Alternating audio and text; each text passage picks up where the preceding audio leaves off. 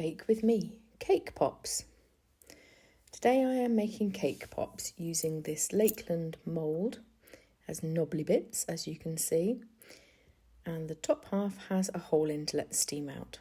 They fit together nicely snug around the sides. So that's the bottom and this is the top with the holes in. You only fill the bottom and then you put the lid on. Otherwise they don't come out round.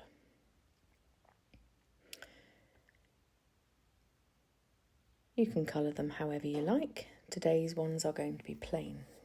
So we're going to have 120 grams of butter, give or take.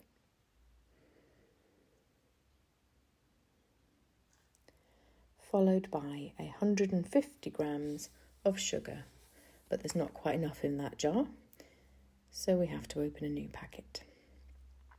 Here's the new packet.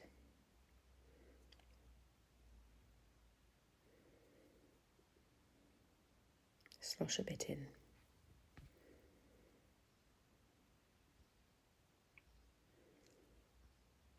You're also going to need a teaspoon or thereabouts of vanilla extract. It is going to smell lovely. So now we're going to cream the sugar and the butter together. Use a spoon and smush it in. If your butter's a little bit hard, here's a tip.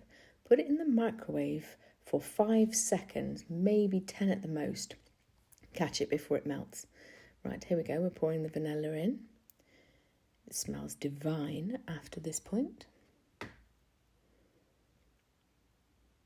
I'm not colouring mine today, but this is the stage where you could put food colouring in. We also need 2 eggs. Pop them in. Give it a mix. I'm also not going to be decorating my cake pops today.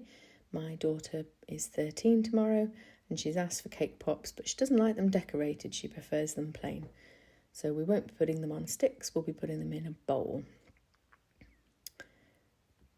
I don't use kitchen roll. I have some little scrappy bits of fabric for wiping egg off your fingers. Give it a mix. Lovely vapours. Bit more mixing, a lot more mixing. Oh, there we go, you can see it's starting to look a bit yucky. If it looks yucky, you're doing well. Bring the scale back. And the flour now, we're using self-raising flour today. You're going to need 180 grams of self-raising flour.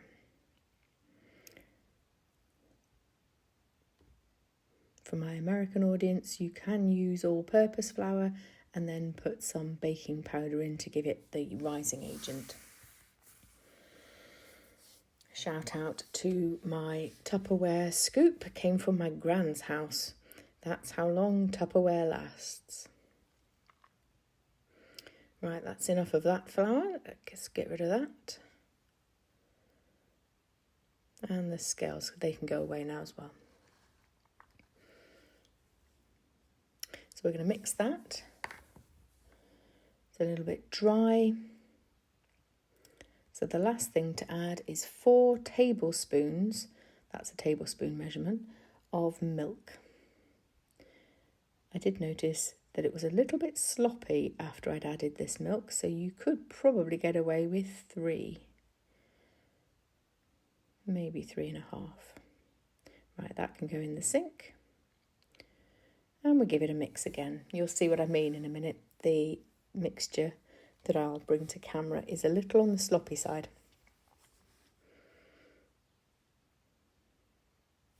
Make sure you get it all from around the edges. Nice big mix.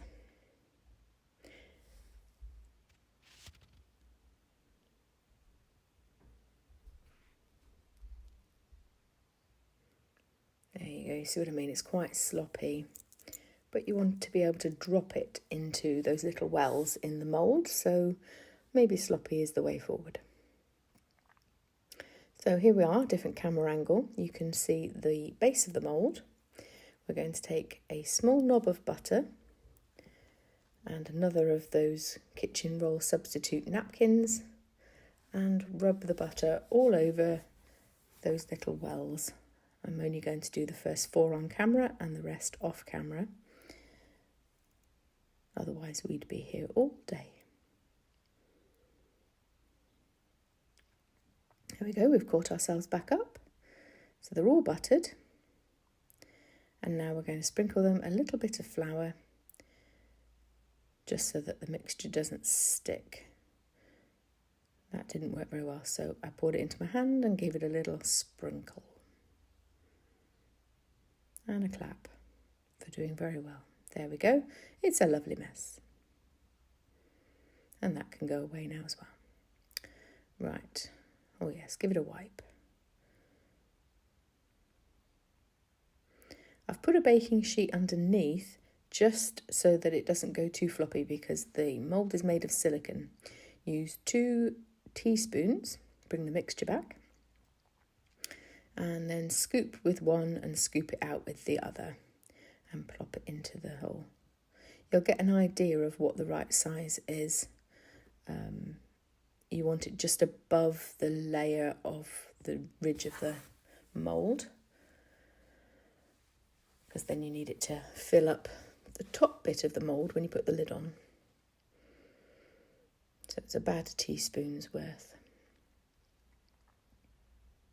And here we go, quick rise up, there we go. So you can see what I mean, they're not very full. And now we're going to put the lid on. Here's the lid, line it up.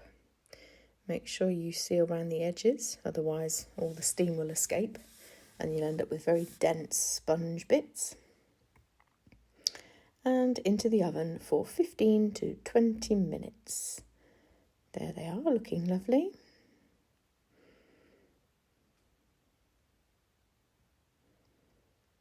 And here they are coming out. This is the first batch. That mixture actually makes enough for 2 rounds. So once you've taken them out and the mould is cool enough to hold, put more mixture in and shove it back in the oven. It took a minute to work out how to get them out when everything is red hot.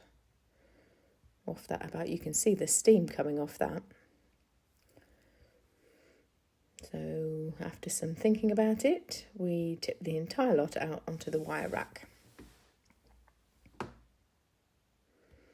Here they come. Ping, ping, ping, ping, ping. Baking tray can go over there for a minute. And hopefully they are not stuck.